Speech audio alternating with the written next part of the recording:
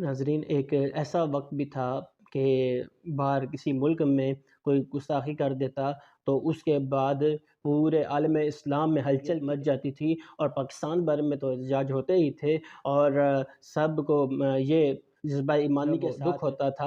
اور کیا ایسی نظر لگ گئی ہمارے ملک کو کہ آج ہمارے ملک کے میں ہی ایک ایک ہفتے میں تین تین گستاخیاں ہو رہی ہیں، اور کوئی کیا دعویٰ کر رہا، ہر ایک جو گستاخ پہ لگام ہوا پھر رہا ہے۔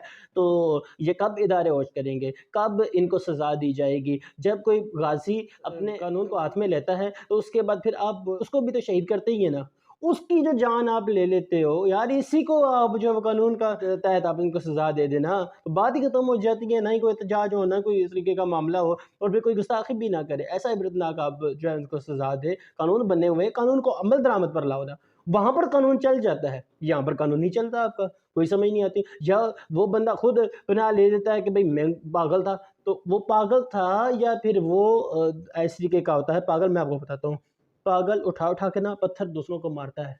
پاگل جو ہے ہم نے دیکھا ہمارے پاس وہ گالیاں دے رہا ہوتا ہے، تو یہ پاگل کام کرتے ہیں، پاگلوں والے کام کرو، پاگلوں پاگلوں پاگلوں والے کام کرو۔ یہ رسول اللہ کی عزت و حرمت کو ان کے اوپر یہ جو حملہ کرتے ہیں، یہ پری پلانڈ طریقہ کار ہے، یہ اس میں کوئی ان کا نہیں ہوتا ذہنی توازن کا مسئلہ۔ تو یہ ایک دو کو عبرتناک سزا دے دی جائے گی نا، تو اس کے بعد انشاءاللہ کوئی جرات نہیں کرے گا۔ اور پاکستان میں یہ اس طریقے کا آگے کیا کم جو ہے وہ نحوست پھیلی ہوئی ہیں، مختلف قسم کی خرافات ہیں، اب تم نے یہ کام بھی شروع کر دیا ہے، تو اس لیے جو ہے نا وہ ہم اب کس کا بائیکاٹ کریں؟